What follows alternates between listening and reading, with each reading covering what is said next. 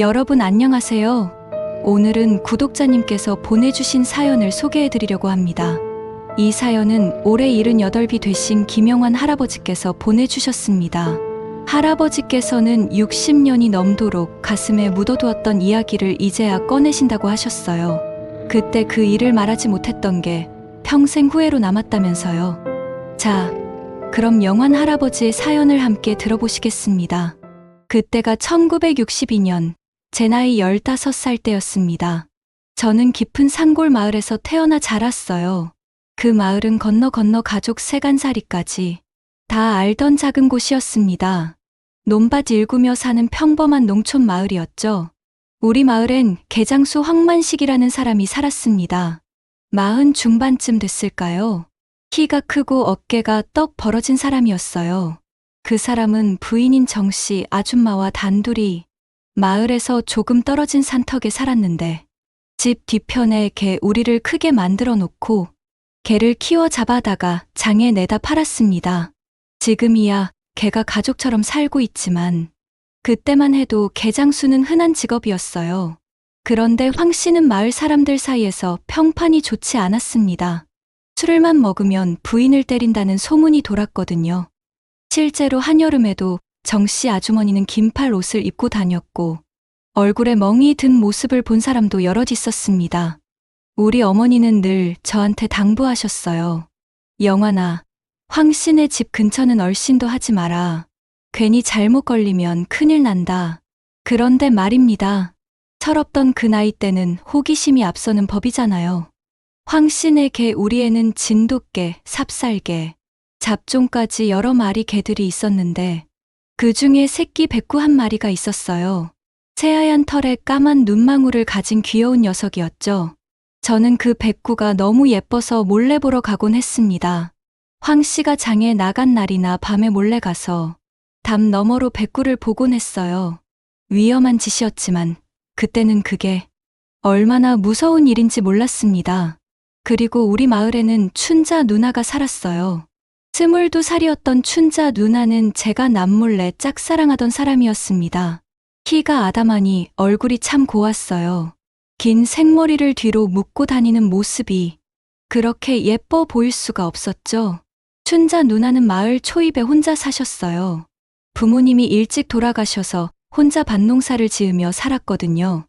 마을 사람들은 누나한테 장가들 대가 있으니 시집가라고 권했지만 누나는 부모님 산소를 버리고 갈 수 없다며 거절했어요. 제가 밭일을 거들러 가면 누나는 늘 웃으며 고맙다고 했습니다. 가끔 어린 저에게도 몰래 막걸리 한 잔을 내어주기도 했어요. 활짝 웃는 누나의 미소를 볼 때면 제 가슴이 두근두근 뛰었던 게 지금도 생생합니다. 누나는 목에 늘 낡은 군번줄을 걸고 다니셨어요. 돌아가신 아버지의 유품이라며 가장 소중히 여기는 물건이라고 하셨죠. 그해 가을이었어요. 그날 밤 저는 또 백구가 보고 싶어서 몰래 황 씨네 집 쪽으로 갔습니다. 함께 다니던 기철이 감기에 걸려 못 나온다고 해서 혼자였어요. 밤 10시쯤 됐을까요? 달은 밝았지만 시골 산속 마을은 깜깜하니 고요했습니다. 황 씨네 집 뒤편 담장 근처까지 조심조심 다가갔습니다. 평소처럼 담 너머로 백구를 보려고요. 그런데 개 우리 쪽이 아니라 집 안에서 소리가 들렸어요. 여자가 비명을 지르는 소리였습니다. 학, 제발 그만해요. 정씨 아주머니 목소리였어요. 황 씨가 또 술 먹고 아내를 때리는구나 싶었습니다. 그런 일이 한두 번이 아니었으니까요. 저는 빨리 돌아가야겠다고 생각했어요. 괜히 들키면 큰일 날 것 같았거든요. 그때였습니다. 대문이 벌컥 열리더니 정씨 아주머니가 질질 끌려 나왔어요. 머리채를 잡힌 채였습니다. 황 씨가 끌고 나오는 거였죠. 저는 너무 놀라서 담장 그늘에 숨었습니다. 심장이 터질 듯이 뛰었어요. 이 갓나가 진짜! 황 씨가 으르렁거리며 소리쳤습니다. 내가 알켜주지 않았니? 혼자 사는 것들만 데려오라니까! 잘못했어요. 진짜 잘못했어요. 다시는 안 그럴게요. 정씨 아주머니는 울면서 빌었습니다. 그 순간 제 머릿속에 뭔가가 스쳐 지나갔어요. 지난 몇 달간 정씨 아주머니가 마을 여자들한테 말을 거는 모습들이 떠올랐거든요. 특히 혼자 사는 여자들한테요. 아가씨, 우리 집에 좋은 약초가 있는데 한번 오세요. 좋은 떡을 해놨는데 같이 먹어요. 그때는 그냥 친절한 줄로만 알았어요. 그런데 지금 생각해보니 이상했습니다. 왜 유독 혼자 사는 젊은 여자들한테만 그랬을까요? 황 씨는 알아듣기 힘든 말로 고함을 질렀습니다. 하지만 당시엔 너무 무서워서 그게 이상한 건지도 알 수 없었어요. 미안해요, 여보. 제가 잘못 봤어요. 집에 혼자 있는 줄 알았는데 식구가 있었어요. 닥치라! 탁! 둔탁한 소리가 들렸습니다. 황 씨가 주먹으로 때린 것 같았어요. 정 씨 아주머니가 쓰러지는 소리가 났습니다. 저는 너무 무서웠어요. 그 자리에서 도망쳐야 했는데 다리에 힘이 하나도 들어가지 않았습니다. 숨소리조차 내기가 무서웠죠. 이 갓난년을 어해해야 하나? 황 씨가 중얼거리는 소리가 들렸어요. 그리고 잠시 후 더 끔찍한 일이 벌어졌습니다. 황 씨가 집 안으로 들어가더니 뭔가를 들고 나왔어요. 달빛에 반짝이는 걸 보니 몽둥이 같았습니다. 개를 잡을 때 쓰는 굵은 몽둥이요. 여보, 제발 살려주세요. 정 씨 아주머니가 기어가며 빌었습니다. 황 씨의 뒷모습은 차가웠습니다. 그리고는 쿵! 둔탁한 소리가 났어요. 한 번, 두 번, 세 번. 저는 눈을 질끈 감았습니다. 귀를 막고 싶었지만 움직일 수가 없었어요. 그저 담장 그늘에 바싹 붙어서 떨고만 있었죠. 얼마나 시간이 지났을까요? 소리가 멎었습니다. 조심스럽게 눈을 뜨니 황 씨가 정 씨 아주머니를 끌고 가고 있었어요. 집 뒤편으로요. 거기는 개를 잡는 작업장이었습니다. 그리고 한참 후 그곳에서 또 둔탁한 소리들이 들렸어요. 탁, 탁, 서걱서걱. 무슨 소리인지 저도 알 것 같았습니다. 너무 무서웠어요. 온몸이 얼어붙는 것 같았죠. 한참 후 황 씨가 다시 나왔습니다. 손에는 큰 자루를 들고 있었어요. 핏물이 뚝뚝 떨어지는 자루였습니다. 황 씨는 개 우리 쪽으로 가더니 자루에서 뭔가를 꺼내 던졌어요. 개들이 우르르 달려들었습니다. 고깃덩이였어요. 그게 무슨 고기인지 저는 알 것 같았습니다. 입속에서 구역질이 올라왔어요. 비명을 지르고 싶었지만 꾹 참았습니다.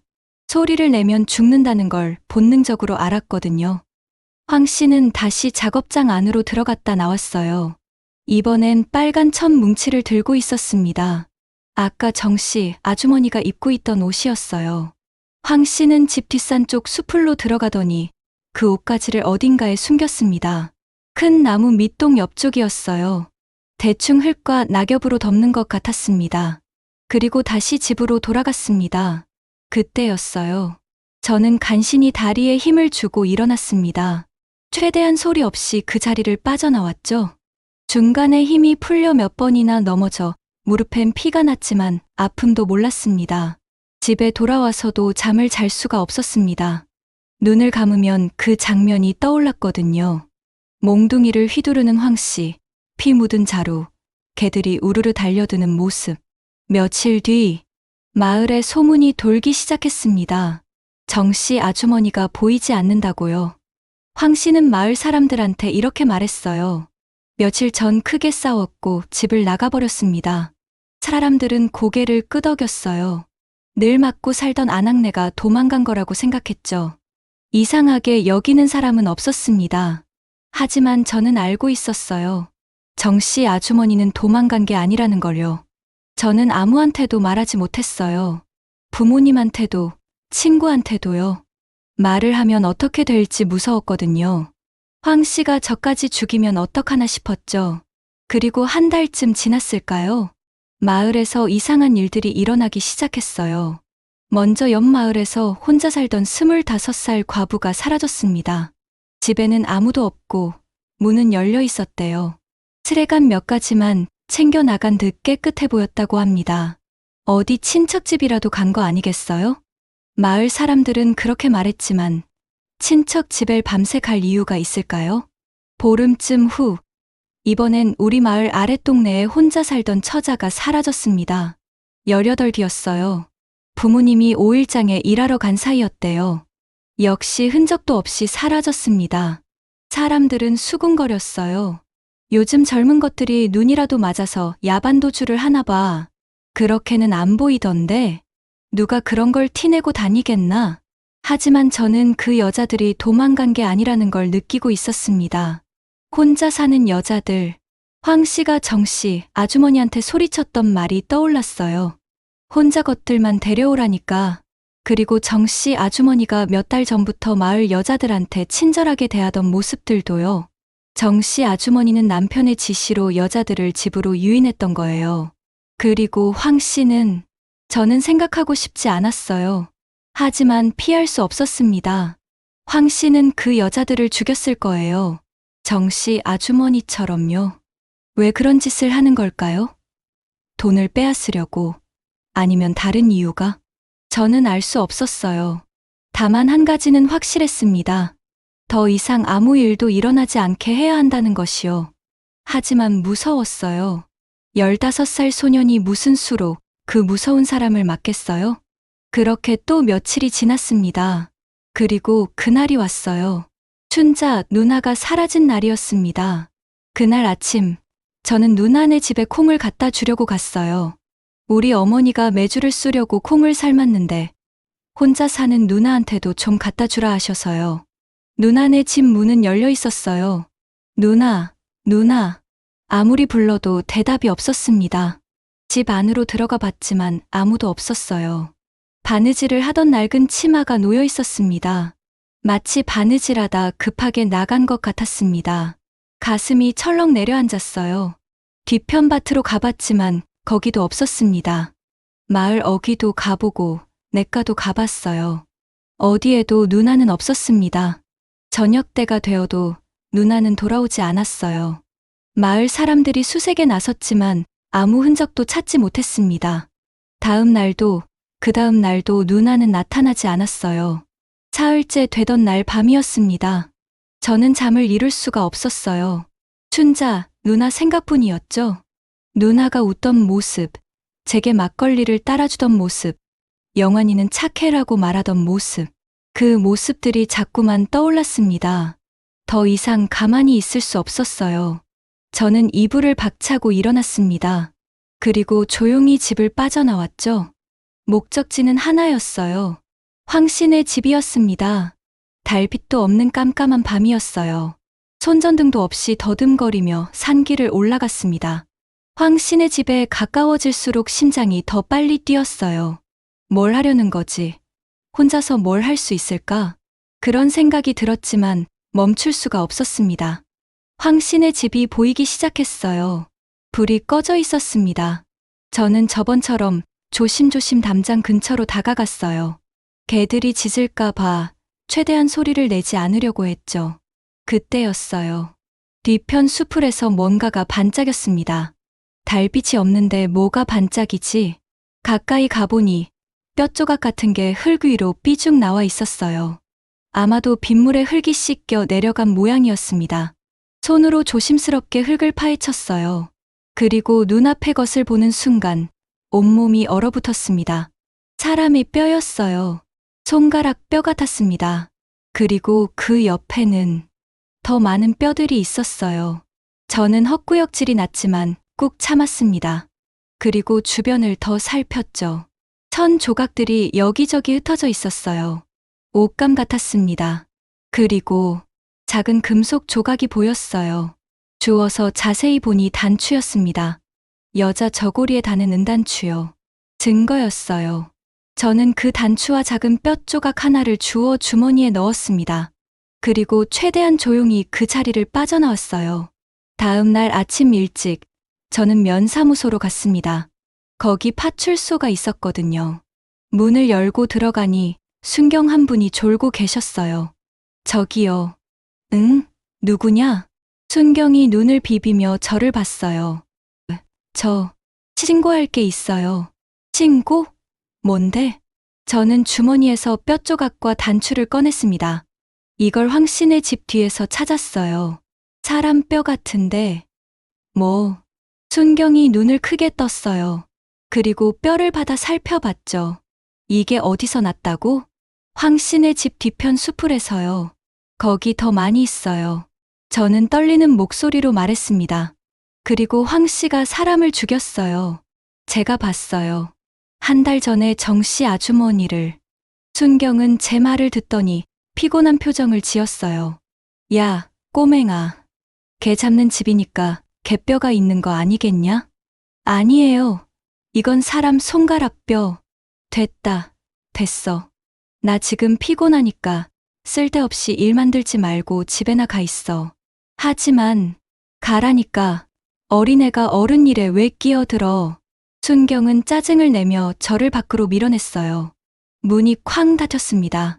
저는 그 자리에 멍하니 서 있었어요. 아무도 내 말을 믿지 않는구나. 집으로 돌아오는 길이 너무 멀게 느껴졌습니다.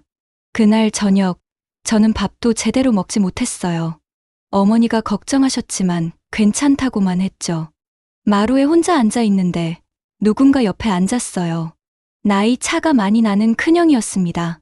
형은 군대에 갔다가 얼마 전에 제대했어요. 25살이었죠. 영환아, 무슨 일 있냐? 아니, 거짓말. 내 얼굴 보면 다 안다. 무슨 일인데? 형은 제 머리를 쓰다듬었어요. 저는 한참을 고민하다가 결국 모든 걸 말했습니다. 그날 밤 본 것, 춘자 누나가 사라진 것, 파출소에 갔지만 믿어주지 않은 것. 형은 심각한 표정으로 제 말을 다 들었어요. 영환아, 형, 나 어떻게 해? 눈물이 날 것 같았어요. 형은 한참을 생각하더니 제 어깨를 꼭 잡았습니다. 영환아, 그건 어른들이 해결할 일이다. 너는 더 이상 위험한 짓 하지 마라. 알겠냐? 하지만 형이 알아서 할게. 약속해. 내가 더 이상 황 씨네 집 근처에 가지 않는다고. 형의 목소리는 단호했어요. 저는 고개를 끄덕였습니다. 하지만 마음이 편하지 않았죠. 그 후로 일주일쯤 지났을까요? 겉으로는 평범하게 지냈지만 마음 한구석엔 늘 불안감이 자리 잡고 있었어요. 그러던 어느 날 밤이었습니다. 비가 억수같이 쏟아지는 밤이었어요. 천둥 번개가 쳤죠. 그때였어요. 영환이 어머니, 영환이 어머니. 옆집 아주머니가 울부짖는 소리가 들렸습니다. 어머니가 급히 나가시고 저도 따라 나갔어요. 왜 그러세요? 순이가 없어졌어요. 옆집 아주머니는 울면서 말했어요. 순이는 옆집 막내딸이었어요. 7살배기 꼬마였죠. 병으로 아들 둘을 잃고 하나 남은 고명딸이라 애지중지하던 아이였습니다. 오빠야, 놀자 하며 제 손을 잡고 까르르 웃던 순이가 눈에 선했어요. 언제부터 안 보였어요? 저녁 먹고 나서부터요. 잠깐 한눈판 사이에 마을 사람들이 모두 나왔어요. 비를 맞으며 순이를 찾기 시작했죠. 저도 함께 찾아다녔습니다. 순이야, 순이. 여기저기서 순이를 부르는 소리가 들렸어요. 1시간, 2시간. 시간은 흘러갔지만 순이는 보이지 않았습니다. 비는 점점 더 거세졌어요. 저는 마을 어귀 쪽을 찾아다니다가 문득 산 위를 올려다봤습니다. 그곳에 황 씨네 집이 있었어요. 가슴이 철렁 내려앉았습니다. 설마 순이가. 어른들은 마을 반대편을 수색하고 있었어요. 아무도 황 씨네 집 쪽을 생각하지 않았죠. 저는 잠깐 망설였습니다. 형한테 약속했잖아요. 더 이상 위험한 짓 하지 말라고. 하지만 순이가 떠올랐어요. 오빠, 나 무서워. 한 번은 제 손을 꼭 잡고 그렇게 말했던 순이가요.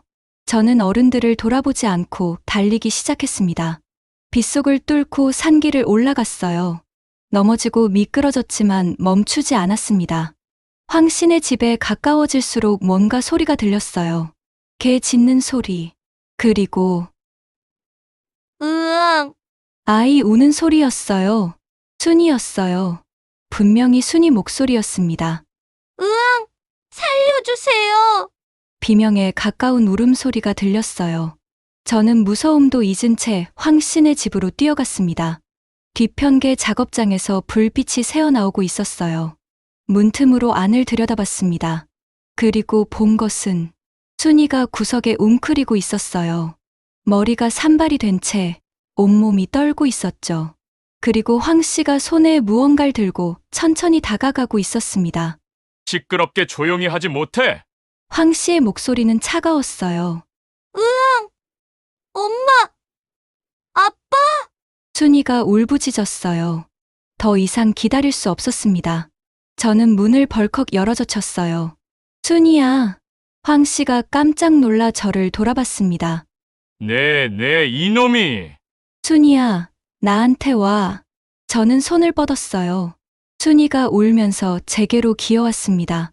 황 씨가 칼을 들고 제게로 다가왔어요. 쥐새끼 같은 놈 그때 그 새끼였구나.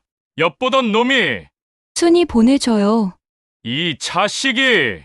황 씨가 칼을 휘둘렀어요. 저는 옆으로 피하며 손에 잡히는 대로 물건을 던졌습니다.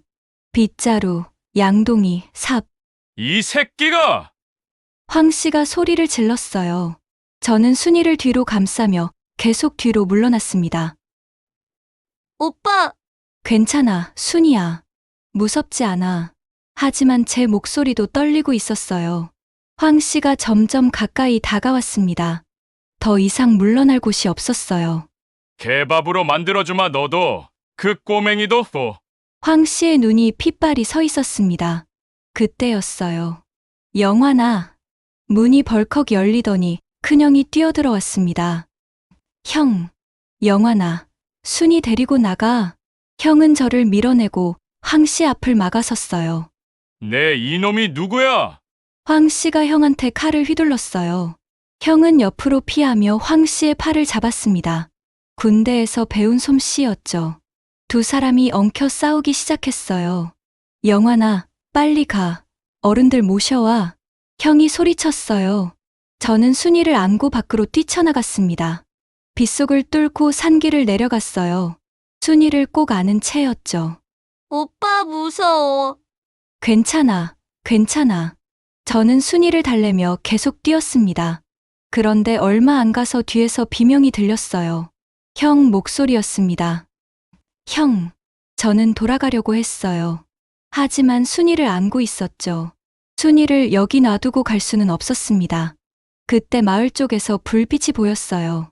저기다. 저기 누가 있다. 어른들이었어요. 영환이다. 순이도 있어. 마을 사람들이 우르르 달려왔습니다. 아저씨들, 빨리 황 씨네 집으로. 우리 형이. 저는 울먹이며 소리쳤어요. 어른들이 황 씨네 집으로 뛰어갔습니다. 저는 순이를 아주머니한테 맡기고 다시 산을 올라갔어요. 황 씨네 집 앞에는 이미 여러 사람들이 모여 있었습니다. 형은 바닥에 쓰러져 있었어요. 어깨에서 피가 흐르고 있었죠. 형, 저는 형한테 달려갔어요. 괜찮아, 괜찮아, 영환아. 형은 씩 웃으며 말했어요. 황 씨는 마을 어른들에게 둘러싸여 있었습니다. 칼은 이미 빼앗긴 상태였어요. 이 사람이 사람을 죽였어요. 춘자 누나도, 정씨 아주머니도. 저는 소리쳤어요. 집 뒤를 수색해 보세요. 거기 뼈들이 있어요. 어른들이 웅성거렸습니다. 뭔 소리야? 일단 순경을 불러야겠어. 누군가 읍내로 달려갔어요. 다른 어른들은 황 씨를 꽁꽁 묶었습니다. 그때 한 아주머니가 뛰쳐나와 황 씨의 멱을 잡고 소리쳤습니다.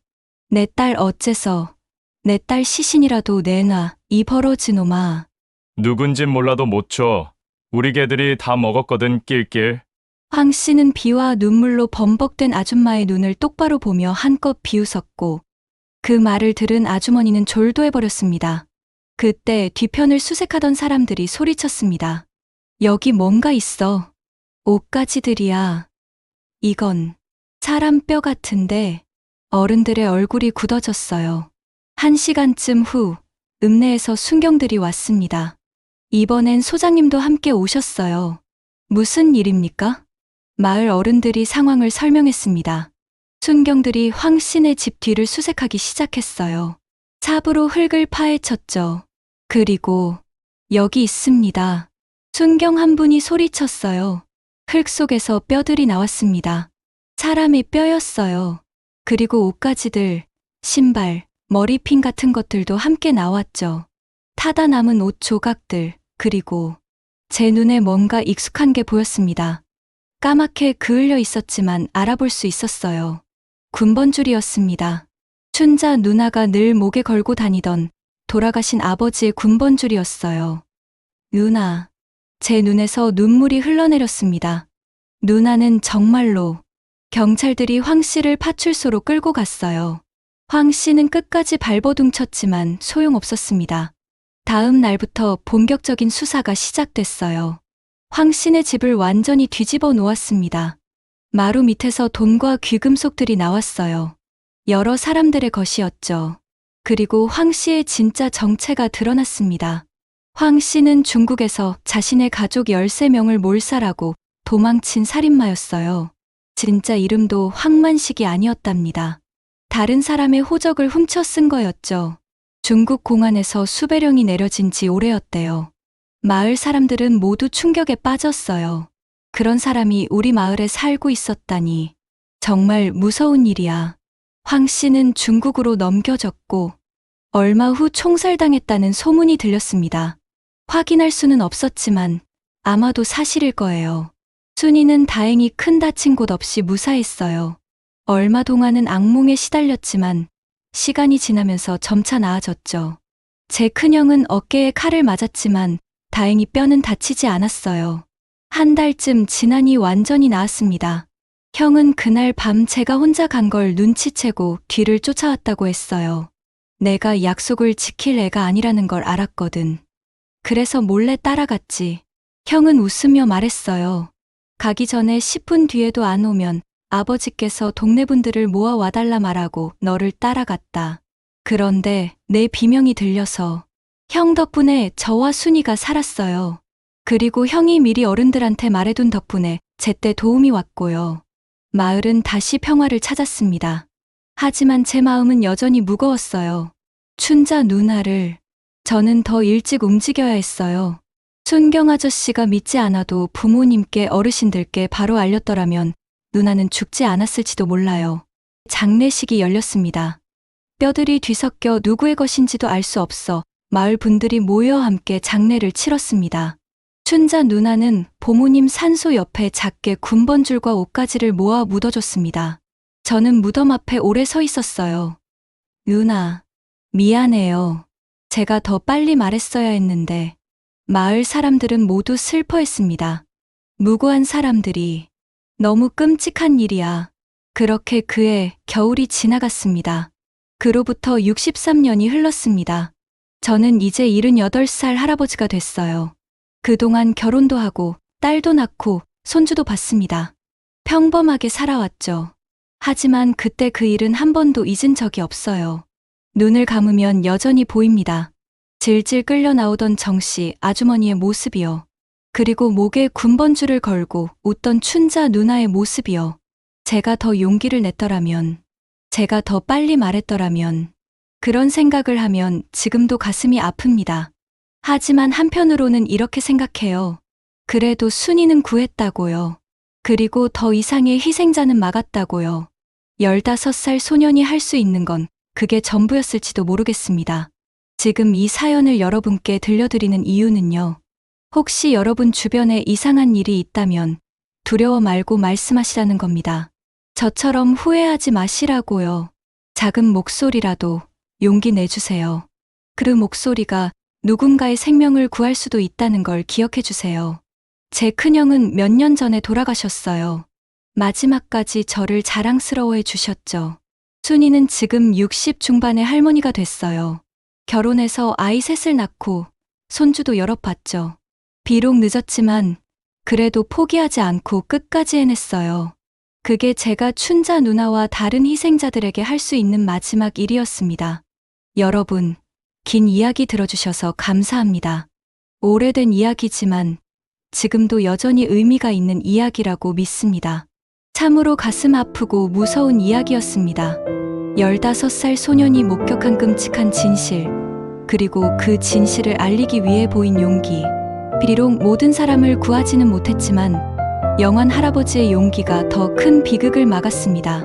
한 사람의 용기가 여러 생명을 구할 수 있다는 것을요. 오늘 사연은 여기까지입니다.